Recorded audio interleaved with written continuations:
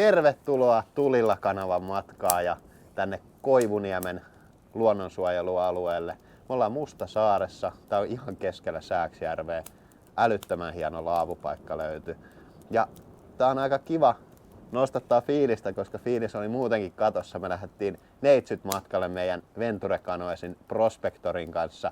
Ja täytyy sanoa, että on kyllä tyytyväinen hankintaan. Lähdetään katsoa tarkemmin, millainen kanootti tuli hankittua. Siinä se nyt olisi koko komeudessaan. Eli tuli hankittu talven aikana tämmönen Venture Canoesin valmistama Prospector-niminen kanootti. Ja Prospector on ehkä, voisi sanoa, että yleisnimi semmosille koskikanooteille, jokikanooteille, mitkä on optimoitu hyvin virtaavaan veteen, mutta toimii myös sileällä vedellä tosi kivasti, kuten äsken huomattiin, kun melottiin tänne Mustasaareen. Me tehtiin tähän pientä tuunausta, eli pujotettiin tällainen köysi molemmille reunoille, niin me saadaan siihen vähän varustetta sidottua kiinni ja samalla se tarjosi mahdollisuuden tänne sisäpuolelle tehdä tällaisen verkkomaisen ratkaisun, ettei varusteet pääse tippumaan, jos se käy katollaan välillä se kanootti.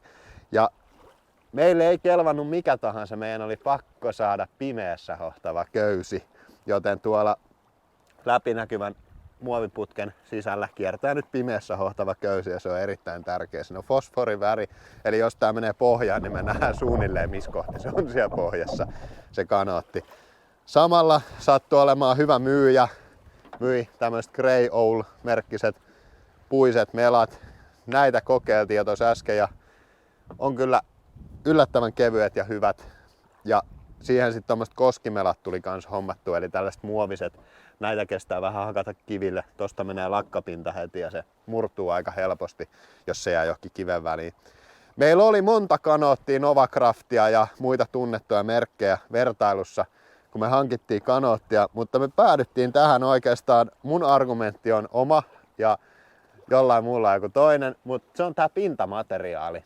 Eli tää tuntui niinku huomattavasti viimeistellymmältä, vaikka tää on 400 kalliimpi kuin Novacraftin vastaava 16-jalkainen, niin toi pintamateriaali tuntui oikeasti, niin kuin, että se on viety vähän pidemmälle kuin muilla valmistajilla. Ja se oli ehkä se syy, miksi tähän nyt päädyttiin. Me ollaan ekaa kertaa melomassa, meillä on 4-5 viikkoa aikaa reenata ja sit pitäisi lähteä suorittamaan ihan oikeasti, eli Ivalojokeen 112 kilometriä koskihommia. Ja ekan reissun jälkeen on kyllä niin luottavainen mieli, että ei tässä ole mitään hätää. Sinne vaan!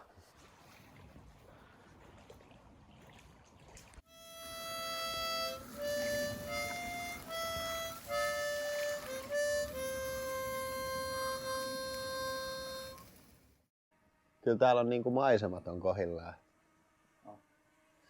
Sekin on jotenkin vaikka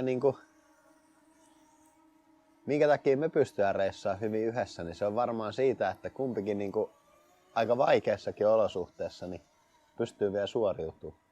Niin, eikä sitä nyt pienessä moksiskaan ole. Niin, mutta siis vaikka tulisi sellainen tilanne, että se vaatisi dieselmoottori, että pääsee aina eteenpäin, kylmä, märkä, kannettavaa tai jotain, niin kyllä aika monta kaveria pystyn nimeä, joilla tulisi äiti-ikävä ennen kuin sulla tulee äiti-ikävä.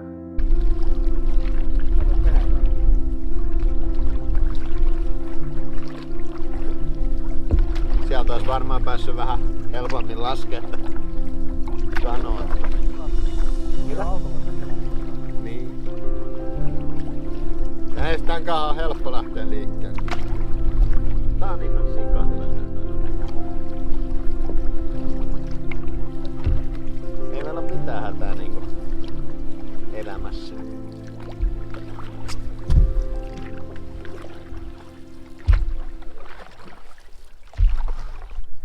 Tostaan pääsee tommoselle pikkulammelle. Käydä.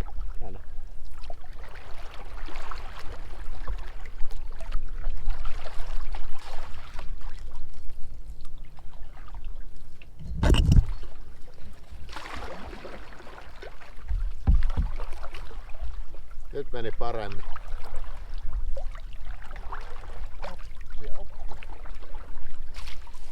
Tää on aika hyvä ohjaustekniikka tää. Tää on takana toimii. Tää meni varsin mukavasti. Niin ja hei, sen mä oon unohtanut sanoa, että olisi tosi kiva, jos sä laitat tän meidän kanavan tilaukseen, koska me tullaan tekemään lisää näitä aivan järjettömiä videoita. Tilaa nyt, tuolla on subscribe-nappi. Tää Sääksjärvi on Uudenmaan, vai oliko eteläisen Suomen peräti, kirkasvetisin järvi. Täällä on todella paljon mökkejä rannalla, mutta tossa on toi yksi niemi ja nuo saaret on kaikki luonnonsuojelualuetta, niin niihin ei ainakaan saa rakentaa, että ne pääsee tavalliset kuolevaisetkin nauttimaan tästä. Ja toi uimarantahan on ihan mahtava. Se on oikeesti varmaan yksi Uudenmaan siisteimpiä järvi-uimarantoja. Näin neitsyt melonnaksi täytyy sanoa, että erittäin onnistunut hankinta. Kulkee, menee suht suoraan, vaikka ei kuuluisi mennä kauhean suoraan. Helppo ohjata, hallita, suht tukeva. En mä oikeastaan inkkkarikanootilta pysty enempää ottaa. Tosin kokemusta näistä on hyvin vähän vielä. Mutta hyvä ostos.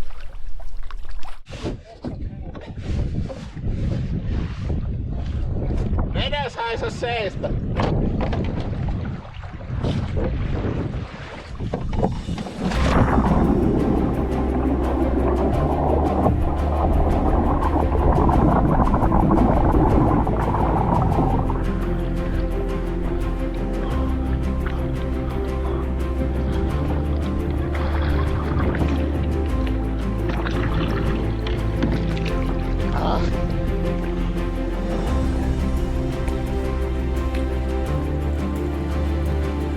Omalla tavallaan tääkin on melontaharrastus.